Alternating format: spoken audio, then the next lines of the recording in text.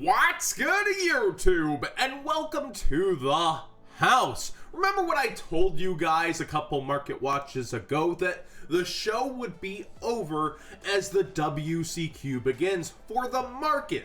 This means that right now the only competitive event on the horizon is the WCQ facing forward. Then we have Worlds, which is a super inclusive club. Not many people are playing in that event. And then we wait until the next competitive season starts, where we have the Megatons coming out. We don't even know a lot of the reprints in Battles of Legend this year. So people left and right are getting rid of their cards and knowing that they'll get them cheaper later, selling on out. Now, you're welcome to do what you want with your cards. Of course, a lot of people just aren't try-harding as much. They're playing more casual decks and locals. Usually, people have that kind of backup deck, right? Desk boats. I'm on a desk boat. But seriously, we see a lot of prices falling for different reasons among that. Like, Ghost Belle here had dug her heels into the ground. She was sticking at 46 despite the special editions coming out, despite the quantities rising, and now we see her fall down to $39 for the Unlims. Cheapest first ed being 40, not far behind. And then we also see it at $38.50, $38.75, $39 over here on eBay. Definitely competitively priced on both platforms, but she wasn't immune to the quantity increase, and at the same time, she's an option. Not everybody's going to play or side deck this card, and it's expensive enough to play Trick Stars versus a card that doesn't necessarily net you advantage, that's going to be hitting Reincarnation out of the grave after it's already done its job or been pitched for a Nightmare. Yes, you might be able to stop something, but as we've gone towards such a Trick Star heavy meta, it's not really enough to stop a Graveyard Reincarnation with this card. It also just feels like, you know, spirals weren't as big as they were, so this being able to stop double Helix isn't as big of a deal. Yes, it hits Goki rematch, but it does negate the activation, meaning they can do another. It just feels like it has its place, but it's an option. And that doesn't necessarily make it the greatest when you have budget options such as Call by the Grave instead. And now she's becoming a little more budget. Speaking of more budget, Ash Blossom, we actually saw this, I believe, Sunday night, to the very end of the night on my live stream, sticking around 48 on TCG Player. Now it's matching at its lowest listing, $45 for the unlimited copies, and the unlimited copies are the cheapest. It's almost like I said that we would start to see a lot more unlimited copies of Legendary Collection's Kaiba Collection, and Legendary Collection Kaiba, my bad. And that we would see more and more copies come out and that be the cheapest ones. We start to see Unlim on a lot of the front pages here. Nice to see. we got to specify here, European print, man. And we're starting to see Unlim really creep into a lot of these listings. So expect Legendary Collection Kaiba to become slowly just a little bit cheaper. You might be able to find sealed unopened ones at a reasonable price, such as Atlas World Trading unopened. 174 of these things at around the $30 price point, just a little less, but it doesn't specify. It doesn't have to specify here on TCG Player if it's first edition or not, does it? So you do want to be careful about buying those if you do care about that first ed stamp. Oh, it's a weird, brave new market out here, boys, when this has happened with Legendary Collections before, right? We see them pop up in Walmart Unlimited. You can still, once in a great while, find a Legendary Yugi's World. Like, it happens. I want to discuss some on-off cards that are rising in price. This one comes from somebody in the stream, a resident bum, so to speak, and he was wondering why Star Pack Battle Royale, yes, we got a Battle Royale on Yu-Gi-Oh! Now. Battle Royale Zangshi Magician is at $8 and then $12. Well, let me tell you something about Star Pack cards. They're real easy to buy out and they're such a low quantity, and now this is an older Star Pack. So it's not that alarming, but we do see also on the rise this version. People are perhaps saying it's good in Pendulums, it's hyped in Pendulums. It's been a one of more than once in a few formats that people have tried out. So there is some credit to the card, but its viability and it rising, I don't know about that one, Kev. But it does seem that it's only listed as a star foil here, or a star pack. Oh, is it just a regular common? This isn't even the... Are you kidding me? This isn't even a star foil? Yeah, rarity common. Jeez. What is happening today? It's just crazy. Genzyme Undyne, this has just been here forever. It's a card I didn't know was still at the 13 mark. I feel like I've seen this fall to 8 a few times, and it's just beyond my eye, got back up to 13. It's apparently been here forever. People have told me, like, every time I peeked in, I guess I was just lucky because I saw it in 8s, but Phoenix was telling me this has been 13 forever. So it's just interesting to me that it's 13, and if you have them, yeah, there's real sales. Let's go to ended recently to see how it's been doing in sales. Yep, 15, 16, 13, 15. So apparently slowly rising as well. People want to play Mermails and have a max rarity Mermail deck and try other past Mermails, I guess. I don't know. Another card that wilded me out for its price point. I did not know that Lucent here was around $8. $8 lowest listed for a near mint. And over here on eBay, and even more surprisingly, yes, it is hitting those sales. If we go to ended recently first, yeah, hidden 10, hidden 8, hidden 9. So you might have some hidden value in your bulk super rares that you just shouldn't be getting rid of. While this isn't the least impressive card in the world, it's not the best either, and it is very surprising, even though it has just its pre-O printing, I suppose, that it is up here and having sales at the $8 mark. So just something to keep in mind whenever you're flipping through cards. I would have let this go. If somebody asked me this for $1, I would have thought they're doing me a favor. So sometimes it does pay off to look around and look at your prices.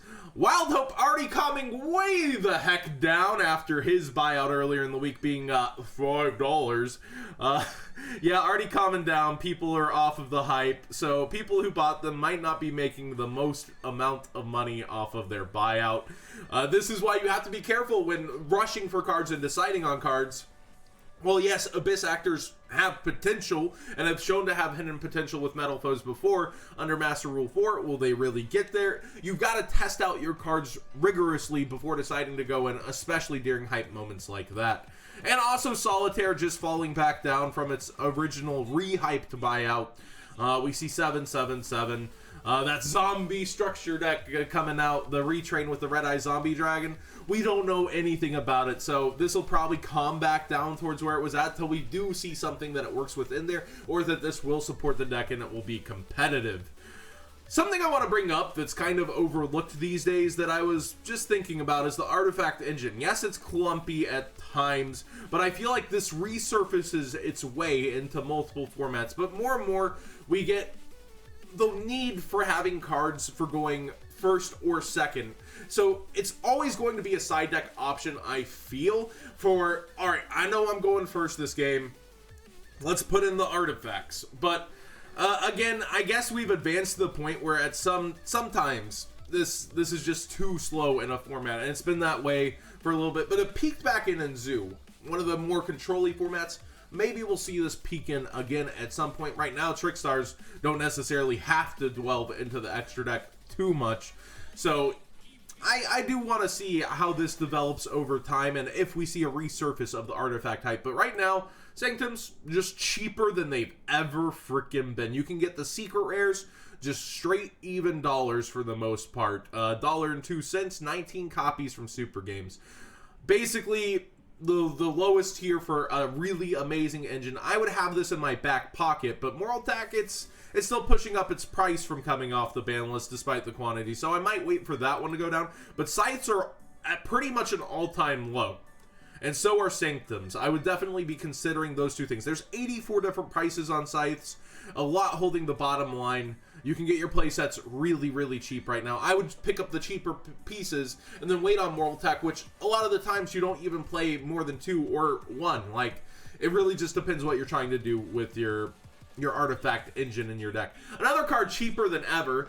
Let's make sure it's still there. The Hollows, I was showing this off on stream. Yeah, they have 70 light play copies at 80 cents. So there actually was like, I think 36 copies at 36 cents or something ridiculous. But yeah, 70 copy light play copy at 80 cents. I wonder what they define as light play, but so many $1 or under think about this. Every Halloween, I feel like this might end up spiking just for the memes or just because I love this flavor text. Hollow, hollow, brains of tallow, guts are gone, noggins hollow.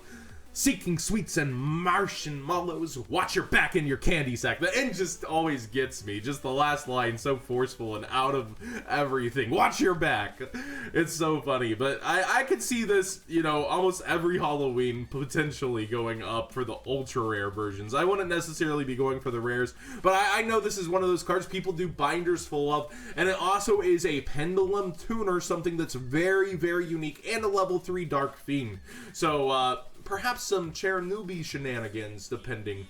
I would like to see that develop. Another card that I feel is heavily undervalued that has been tanking in price over and over is World Legacy Secession. I feel like at some point this will come into the limelight. You do need a link pointer, so it does work more with link summoning, which again, Trickstars doesn't do much of, so this isn't really having to prove itself in this format, but I feel like heavily undervalued and something that could come up in the future. And hey, it's out of flood, that stuff that's not getting reprinted in this year's Megatons. Isn't that pretty nice? So yeah, heavily undervalued ultra rare in my opinion. And then finally, just kind of showing a way to shop around for collectible cards. Genzyme here, one of the most powerful cards that should have been banned according to that one article. The lowest near mints are like at 115, I believe, here on TCG Player, and it's even more horrendous on eBay. But overall, there's two listings that caught my eyes here, and they're quote-unquote light play, but this seller does something very unique and shows very, very well the conditions of these cards. And I would say some of these, in my opinion, my very picky opinion, are somewhat near mint. You have 3 Italian Genzos. Yes, the English collector's market is always going to dominate, but he shows you off in amazing quality. Like, look at that top left little tiny nick. An amazing quality. This man shows off his cards, and he has 3 available, and you're getting one that's basically near mint, it would seem. Yeah, this one's a little bendy. You got very, very light scratching on the photos, but overall, a lot of people would try to sell this as near mint itself. Despite the scratches, it's pretty crazy. So if I was still trying to flip cards, I personally would have bought this listing, I feel like. And it's out there for a collector that wants some first ed PSV Genzos. He also had German ones listed, I believe. Yes, or no, French. So he has French and Italian. The French ones look a little worse for wear. Like you see that bottom white nick there. And it's the top right of this end one. They seem a little worse for wear, although the one on the left still does seem to be in the best condition. Each of these seems to have a little more wrong with the French, but they're still very, very good for the deal he's offering. Just shop around and shop smart when you are looking for collector's cards. These are 2 full play sets of a card going for 115 los at 130 in pretty decent condition. So if you're willing to shop, you're willing to look through even the lower like listings, once you had to do, you know, a bit of scrolling. If you're willing to do that scrolling, sometimes it can pay off and you can find something really unique and cool. So be sure to always go through things, because on eBay, a lot of the times down lower, you'll see like play sets, 3 of something for a deal as well, just like this on meta cards. So always do a little bit of extra scrolling and extra work yourself. Don't take market watch at face value all the time. Use your own big brain. You make your big brain plays, and be sure you're taking care of yourself. Always take care of yourself, guys. So, hope you had a wonderful day. Hope you enjoyed this market watch, and let me know what you think of everything happening with the market. The cool off is here. How low can things go?